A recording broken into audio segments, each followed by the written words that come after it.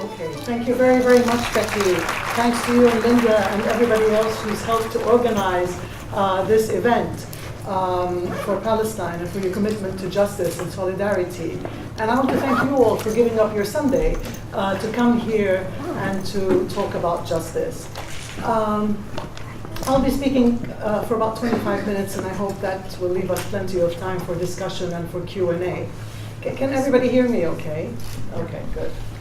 So, as Becky said, tomorrow the US administration will again break the law, and it will do so by opening an embassy in Jerusalem. And this follows on from Donald Trump's breaking of the law last year by recognizing Jerusalem as Israel's capital.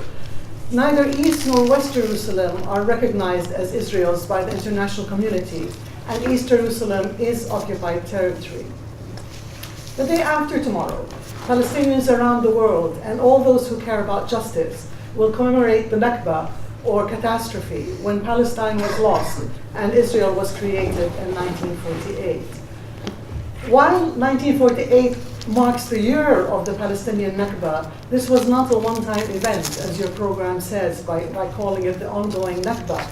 The forcible dispossession of the Palestinians began in 1947, reached its peak with the creation of Israel on May 15, 1948, and it's continued thereafter as Israel gradually sealed off the border and blocked the refugees' return, even though it had promised the United Nations, it had pledged that they would be allowed to return. The Nakba has continued through 3 major Arab-Israeli wars. It's continued through the Israeli invasion of Lebanon in 1982. It's also continued through Israel's frequent incursions in and assaults on Gaza, the occupied West Bank and Gaza, as well as in Lebanon, as well as its interference in civil wars in Jordan, Lebanon, and Syria. The Nakba has continued through the great geopolitical schemes of the powers in the Middle East, such as the invasion of Iraq in 2003, and God forbid the planned war against Iran, which we have to be very vigilant against. These crises and wars have resulted in great destruction in Palestine, in Iraq, in Lebanon, and Syria, and the dispossession of millions of Arabs. And still, the Palestinian condition remains the most protracted and largest refugee problem in the world, as the United Nations puts it. And the Nakba goes on every single day, through the relentless dispossession of Palestinians home by home and village by village, on both sides of the Green Line, within what became Israel in 1948, as well as in the occupied Palestinian territory.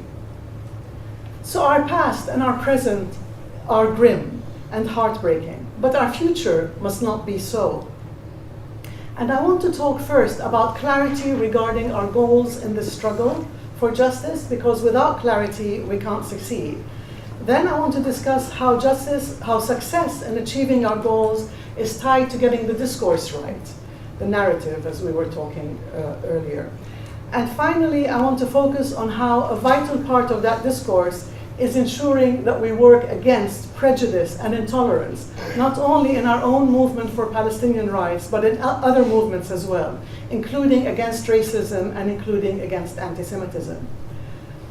So the first question that I wanted to discuss is that of our goals. There's a lot of confusion, both among Palestinians and among Palestine solidarity activists about the goals of the Palestinian struggle. Now, the main reason there is confusion is that the Palestinians don't have a fully representative leadership that is providing clear direction. But what's worse is that the leadership we do have collaborates with Israel on security and is currently worsening the siege of Gaza. Not only do we not have leadership, we have a bad leadership. So the discussion amongst those of us who advocate for Palestinian rights or who are Palestinian often slips into an argument as to whether the goal should be 1 state or 2 states. But let's think about that for a minute. In terms of achieving Palestinian rights, what would a 1 state achieve that 2 states would not? So when the 1 state vision was first developed by the Palestine Liberation Organization in 1968, it's always been more compelling for Palestinians than that of two states. Through a single state, Palestinians would exercise their right to self-determination by returning to and living in the entirety of the land that had been Palestine, alongside the Jews living there with equal rights for all. So that was the vision of one state. As for the vision of two states, it's important to distinguish between the one that was adopted by the Palestinian National Council back in 1988 and the disaster that was the Oslo Accords in the early 90s. In 1988, the two-state solution was seen as a pragmatic, doable recognition of reality, where Palestinians would exercise the right to self-determination through a sovereign state that would secure the equal rights of its citizens. In addition, in 1988, the Palestinian National Council resolution upheld the UN resolutions regarding the rights of the Palestinian refugees.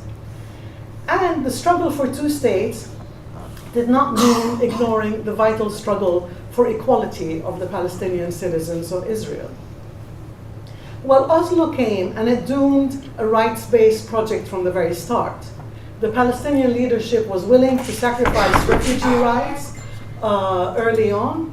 And as for the Israelis, even the great so-called peacemaker Yitzhak Rabin made it clear that Palestinians would have an entity that was less than a state, and that Israel's security border would be located in the Jordan Valley, i.e. covering the entirety of the West Bank. However, had we built up enough power in those days to secure the two-state solution and to secure that it stayed faithful to its original framing, then it could have fulfilled Palestinian rights to self-determination and to return just as one state would have done. In other words, I would argue here, as I've argued before, that either one state or two-state outcomes could be made to achieve Palestinian rights if we have the power to do so. The reality is that today the Palestinian people and their allies have very little power to achieve either one state or two states in the foreseeable future, or to impose Palestinian rights on Israel or the international community. Plus, and what is often forgotten, and this is very important, that to fulfill Palestinian rights, you need some of the sources of power that are associated with the state system.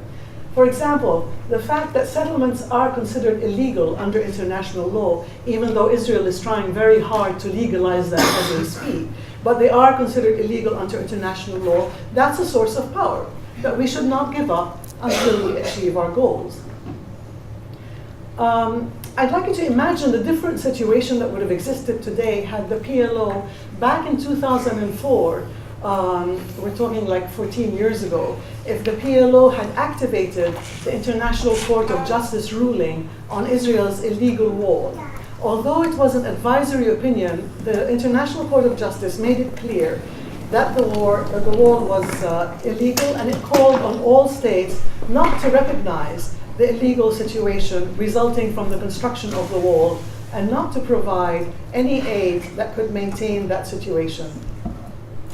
The PLO could have used this ruling to ensure that Europe, which is a very rules-conscious society, at any rate more rules-conscious than the United States, which probably isn't saying much, but it is, the PLO could have tried to get European countries to act much more decisively to make sure that their relations with Israel did not support the illegal Israeli settlements. The PLO didn't do so, and the only thing the European countries have done is to label settlements so that the consumer can have a choice to either buy from settlements or not to buy from settlements, which has had absolutely no impact on Israel whatsoever.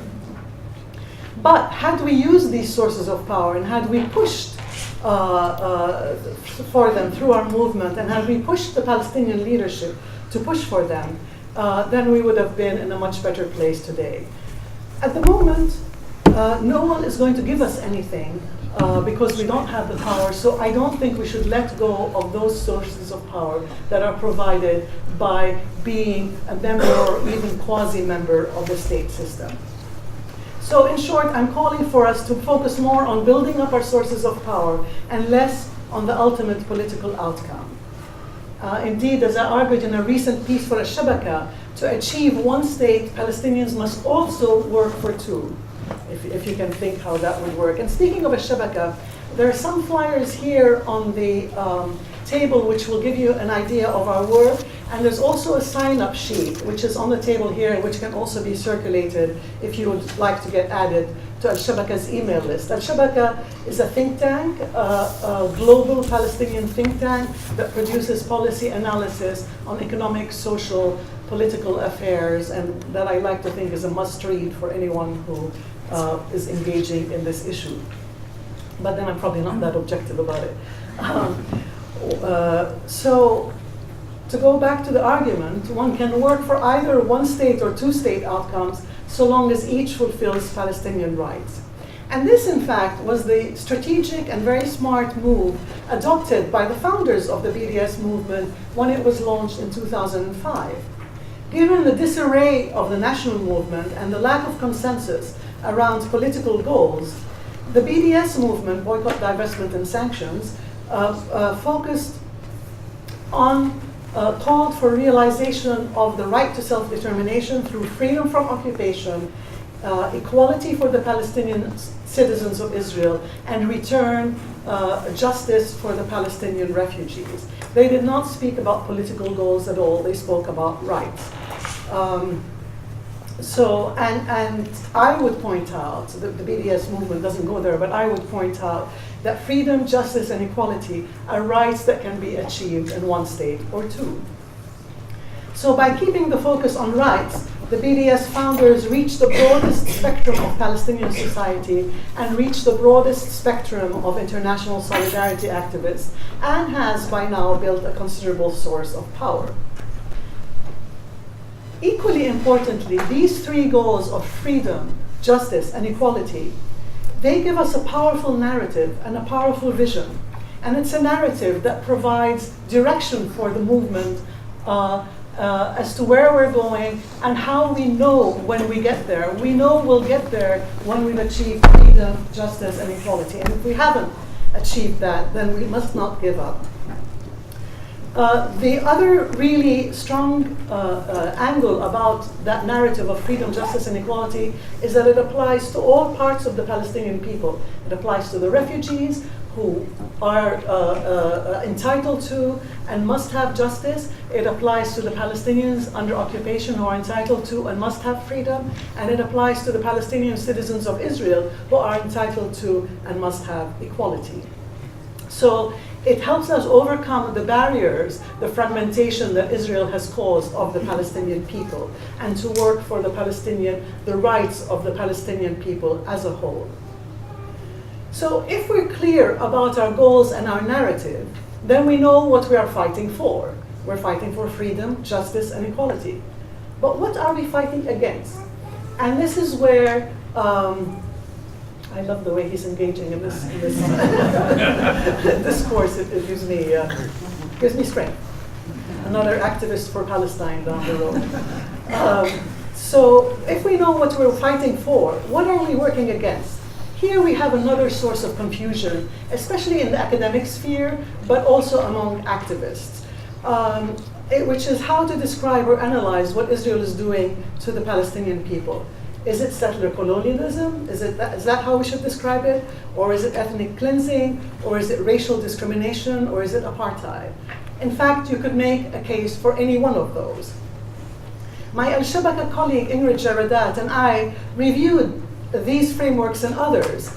And in our analysis, and you can read about it at the Shabaka, I'm not going to go into detail here, but in our analysis, we identified apartheid as the most appropriate, the most strategic framework to describe what has been done and is being done to the Palestinians.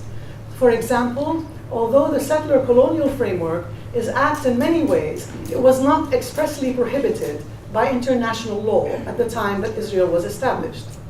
So the settler colonial framework under international law can only really be applied to Israel's settler colonial enterprise in the occupied Palestinian territories. So even though we might think that Israel's original enterprise was colonial, settler colonial, under the law it can only be applied to the occupied territories. So thus, the settler colonial framework cannot really be used effectively to address the rights of the refugees or of Palestinian citizens of Israel. In addition, although it was prohibited, it was not criminalized. By contrast, apartheid has been treated as a serious violation under customary international law since the end of the Second World War. And it was prohibited and criminalized in the Anti-Apartheid Convention of 1973. And it was incorporated into the Rome Statute of the International Criminal Court in 2002 as one of the most serious crimes against humanity after genocide. So in the case of Palestine, apartheid began when the Zionist settler colonial society transformed into the State of Israel. And that's when the ideology of Jewish superiority and the policy of ethnic cleansing were incorporated into the laws and institutions of the State of Israel. So in that situation, Israel bears legal responsibility for acts of apartheid against all Palestinians, the refugees, the citizens of Israel, and those under occupation. There are other advantages to using the apartheid framework, which is that all states and the UN are responsible that those who are guilty of apartheid are brought to justice, and so on. There are many other things here. Finally, an end to apartheid does not necessarily mean a one-state solution has to be put in place. You can have an end to apartheid and have two states. For example, in Namibia, the people achieved self-determination through independence in their struggle against the South African apartheid regime, which was then later ended. The apartheid regime was then also ended in South Africa. There's much more on this in the UN report by Richard Falk and Virginia Tilley, which got withdrawn under pressure. There's also more discussion in the paper that Ingrid and I wrote for Shabaka. So the reason I mention this framing of apartheid, if we can adopt it as our common framing, that would be a major source of power for our movement, because it would also focus our efforts on the entire Palestinian people, the refugees, the exiles, those living under occupation, and those living as Palestinian citizens of Israel. So in my discussion so far, I've made the case for using the three goals of freedom, justice, and equality to underpin our narrative so that it will unify us and communicate the power of our vision. And I've said that the narrative around these three goals provides a direction for the movement until the time comes for a political outcome, until we have that power to achieve the political outcome we want. And it overcomes the physical fragmentation of the Palestinian people that Israel has created. And I want to say here that it's very important in our narrative, and that's the reason I'm mentioning these goals again, that we speak to the power of our goals. It's very important that our narrative have up front and central a positive vision, a positive outcome that we want to see. So not just what we're against. Yes, we're against apartheid, we're against occupation, we're against so many things, but we are for freedom, justice, and equality. And so when we say that we work for BDS against what Israel is doing, we use BDS because we're for freedom, justice, and equality. And by the way, BDS is one of many strategies that should be and are being used. There are legal strategies, there are organizing strategies, there are media strategies. So, but the point is that when we use BDS, it's because we're against apartheid, but we are for freedom, justice, and equality. And we're against apartheid because we are for freedom, justice, and equality. And we need to speak to that positive vision. Getting the narrative right is a very important source of power. And this is why, and I'm turning now to the final part of my talk, this is why we must be clear that in our narrative there is no room for anti-Semitism or indeed any forms of racism or discrimination. We were all, and let's recognize it, we were all brought up with some elements of racism is in us. That's because the world is ugly that way. But we can change, so we can change ourselves and we can change the world in that way. It was only in adulthood that I personally became aware of how unthinkingly racist just ordinary language can be, whether it's English or Arabic. and how I shifted my mind frame to make sure that I was not using language like, oh, what a black day it is, which also is a term we have in Arabic. There's an expression in Arabic that I'll just share because when you hear it, when you become aware and you hear it, and people still use it a lot without being aware, which means white on my face, the expression is white on my face, which means make us proud. But when you think about it, or there are other expressions which say, oh, she's really ugly, even though she's white, how can that be? You know, or she's quite pretty, even though she's brown. So that racism that we've had as a normal part of ourselves, we have to be aware of, and we have to eradicate, root it out from us. There's a lot more that could be said about that, but I want to focus on anti-Semitism because it's something that has become very personal to me. It's wrong in and of itself, but it has become personal because so many now of my closest colleagues in the struggle for rights are Jews. And I'm aware that anti-Semitism exists today as it has for centuries, and it is real.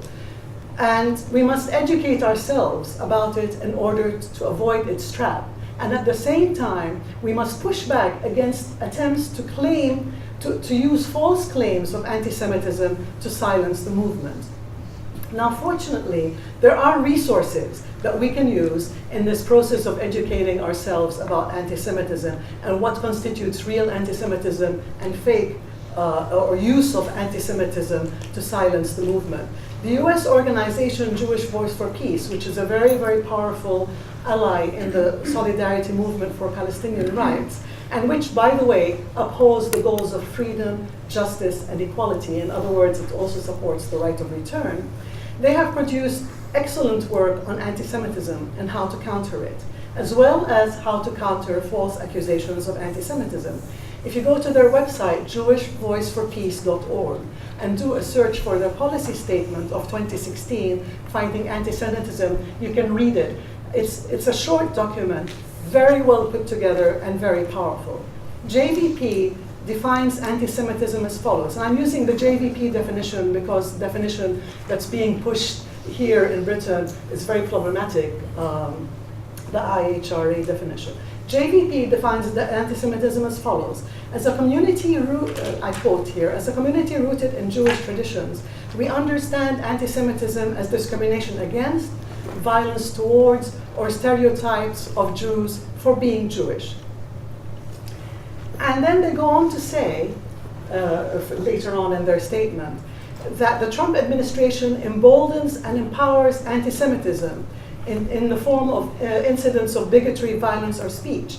But they underscore, anti-Semitism is not currently reinforced by state institutions in the United States in the same way that racism, anti-immigrant, and anti-Muslim bigotry are, through state violence, mass incarceration, and surveillance. And they state, we commit to fighting racism, Islamophobia, and anti-Semitism. And then they have a whole section of how we must also examine how inaccurate, misleading, or problematic definitions of anti-Semitism have a harmful impact on the movement for justice.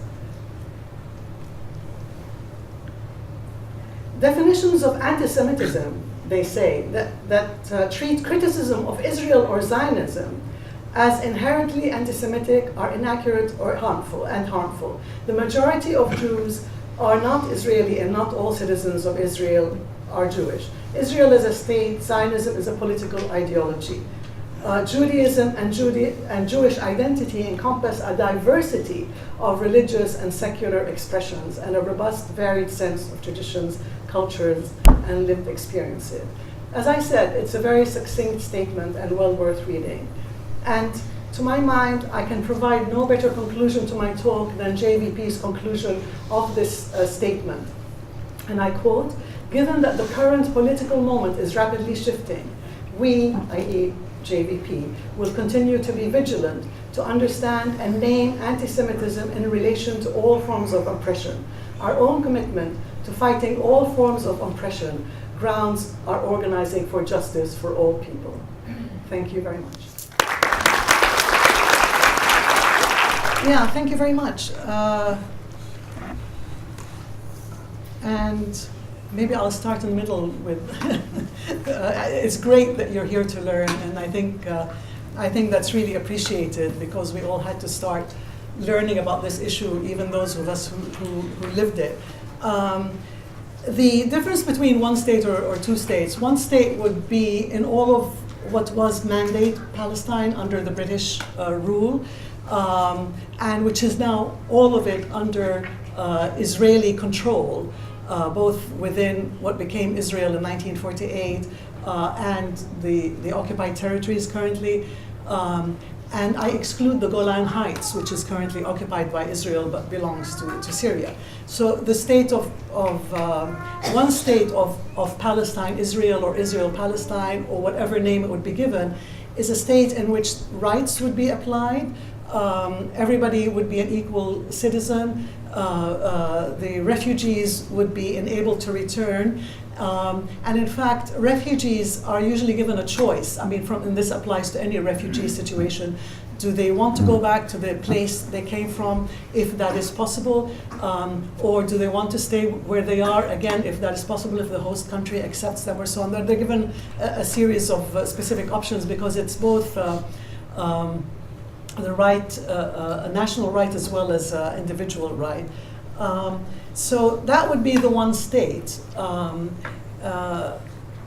Obviously, now that the settlements have gone so far into the occupied territories, into the West Bank and East Jerusalem, something would have to be done such to make reparations to the Palestinians who've lost their lands and homes, so they can rebuild. So that would be the one state. The two states would be a Palestinian state in the West Bank and East Jerusalem and Gaza. In both of, if it was going to be one state, it should be equal rights for all under a rule of law. And so it can't be a Jewish state in Israel, because by definition a Jewish state cannot be the equal rights of all its citizens. Then in two states, each state would have to give equal rights to all its citizens, and the rule of law would be applied to everybody. I mean, I wouldn't like a Palestinian state where you would have, for example, to be Muslim to be head of state. You know, there should be equal rights. Going to your question, absolutely, go ahead and criticize all the neighboring countries for their sectarianism, and they should be criticized. But the fact that others are doing bad does not mean that you can't also focus your attention on what is going on in Israel, especially if you're a Palestinian, because that's the issue that most directly impacts your life. And I do think that being able to have a human rights framework in all the countries of the Arab world or the Middle East, and being able to apply human rights, is something we should all aspire to and work towards. But that does not preclude a focus on Israel and holding it accountable to international law. And I'll tell you why Israel is special, because it gets so much support from the United States. Its occupation is actually enabled by the United States, and it's enabled by, so its violations of the law are enabled by the United States and enabled by Europe through its silence. So that's, and through their trade deals and their arms deals with Israel. Finally, the view of different frameworks. I think you have to apply, to make your framework make sense, or to have your framework have impact, it's got to be grounded in something. And international law recognizes apartheid as a crime. So by applying the apartheid framework to Palestine, then you are, all states, as I said, are obliged to deal with that crime. Whether it's worse or better than South Africa, is not, I mean, they have to deal with that crime as it is now.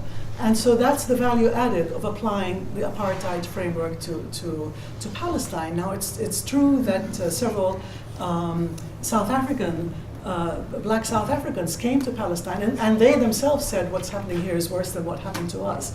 But I don't think that's relevant to the choice of the framework, which is grounded in international law, and which the International Criminal Court and other UN bodies and which individual states have to be are committed in theory to doing something against. Do you mind if I just add one point about using the framework of apartheid, Nadia? Sure. Not from the academic and absolutely analytical framework that Nadia has said, but I think we also need to remember the political impact of that word and the experience here in Britain of the working class and the radical left fighting against apartheid. In 2001, the Palestine Solidarity Campaign, I'm very proud to say, brought out a 4-page A4 leaflet, fact sheet, precisely raising it called Israel the New Apartheid. And we got shot down by many people for using this word. But I'm very pleased to say that it has been taken up. It took a lot of time, because it has a resonance, a political resonance for campaigning, as well as that analytical basis and legal basis that Nadia described. It's important. People here understand it, not necessarily all in the same ways. And it's been very useful.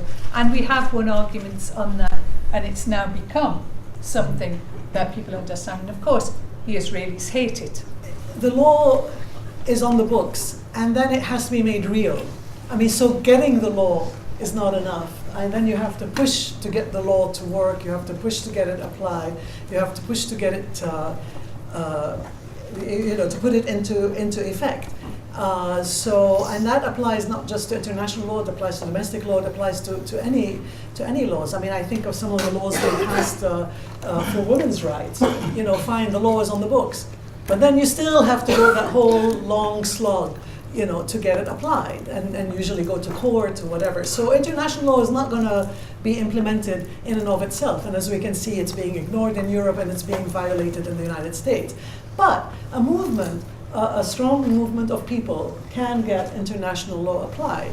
And a strong movement of people is built on clarity of goals, commitment, and alliances with other movements. So I totally agree with you. If it's not challenged, and if those powerful states are not pushed, they're going to let international law ride. It's worth maybe remembering the last gasp of the Obama administration. I mean, he'd spent 2 terms, 8 years, not having the power. This is the president of the United States, not having the power to apply the law to Israel-Palestine, to make any difference, and then gave up early in his first term, and then,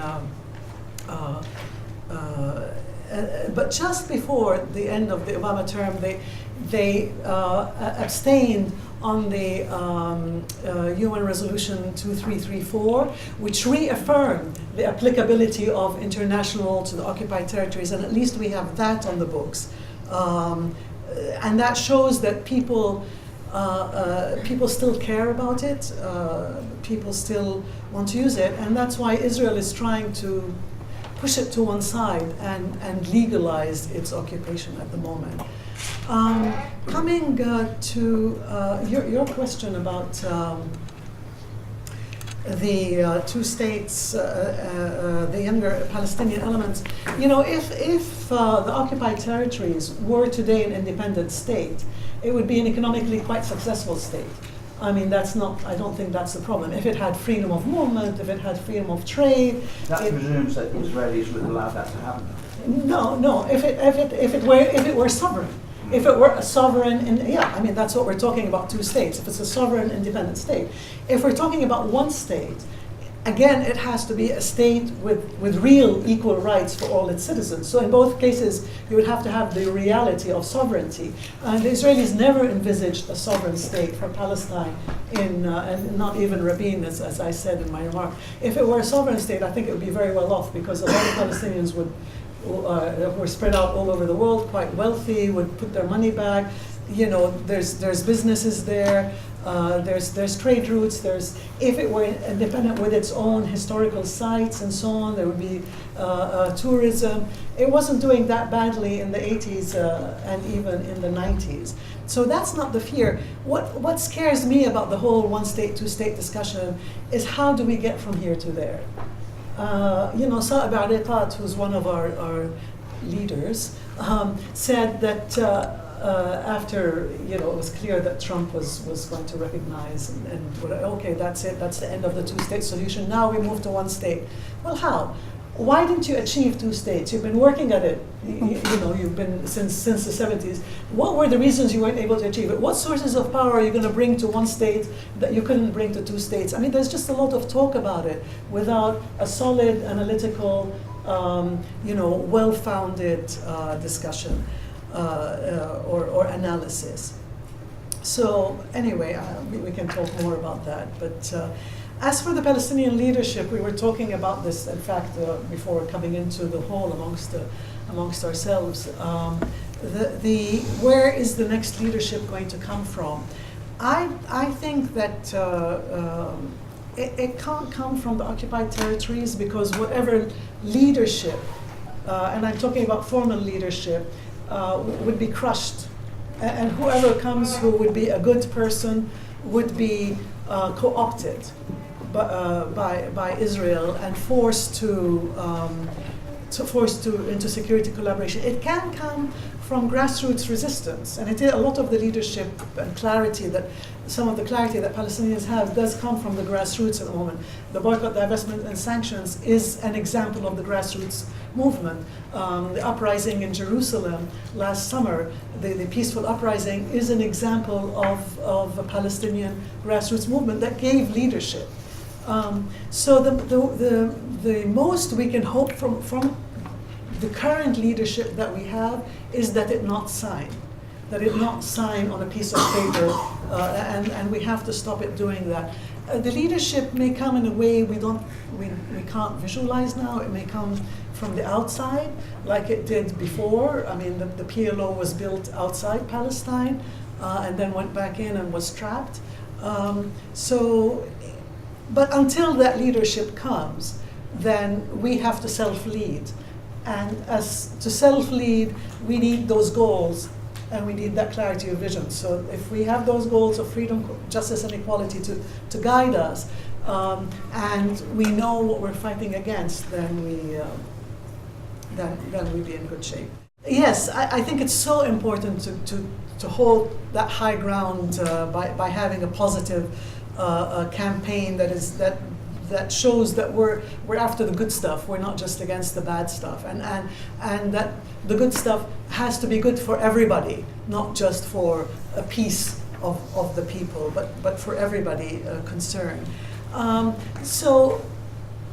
are experts on refugee situations, and what you do in those cases, if their homes are built on and they can't go back to their actual home and they want to go back, reparations is part of what is provided, and they're enabled to build another home or go somewhere else. I mean, the real challenge is how you achieve justice without creating injustice. And you don't want to uproot people, no matter, I guess, how recently rooted they are. So there will be a lot of hard work to do to achieve that justice. But refugees have to be given the choice, an individual choice, as well as a choice as a people, of whether they want to go back, or whether they want to stay where they are, whether they want to go to a third state. And if their homes are built over, then they'll be given reparations. I mean, they should be given reparations anyway, to build new homes. I mean, there will have to be, it'll be messy, and there'll be a lot that has to be worked out. But it has been done in other circumstances, and it can be done. Yes, definitely, Israel is trying very hard to muddy the waters by conflating Jews, all Jews, with Israel, and by saying that if you're against Zionism, you're against Jews. And one of the best ways to fight against this is to quote the Jews themselves, who see the danger of this and see the injustice of it. And that's why I was reading from the Jewish Voice for Peace statement, because they say that Zionism is an ideology. And you can't tell us that being anti-Zionist is discriminatory in any way, or being anti-Semitic. It's not. Zionism is an ideology. There are books dedicated to it. It's clearly defined as an ideology, and so muddying that water is very useful for the State of Israel. And definitely, I would agree. There's a very well-resourced and very well-endowed campaign, both in the United States and in Europe, and very much so in Britain at the moment, to push that muddying and to get people to adopt a flawed definition of anti-Semitism. So I think one fights against that, first by educating oneself, second by avoiding by looking at oneself and self-cleansing from the things that we were brought up with, so as not to inadvertently make comments or use phrases like I gave an example of like whiten my face or whatever. I mean, disgusting things like that. But inadvertently do that. So educating ourselves. And third, by allying with progressive Jews that are can help the rest of us on this issue and move forward together. And as for prevent, yes, it has a very, very chilling effect, obviously. And what do we do to prevent that? Again, is to keep organizing and to keep pushing. And the same is happening in the United States. And we have to keep pushing. The difficulty for us here, and again, we were having this discussion before earlier amongst us at lunchtime, is that in the States, they have, for example, something called Palestine Legal, which is an organization that was recently established, as recently, I think, as 6 years ago, by Dima Khalidi, and supported by the Center for Constitutional Rights. And today it has something like 7 or 8 lawyers there, and they protect free speech in the United States. We don't yet have those resources here in Britain. We have some people who are helping, but it's not as organized or as strong as it should be. And so one thing that we really need to do here is to get those organizations that can support and defend the movement. But thank you very much.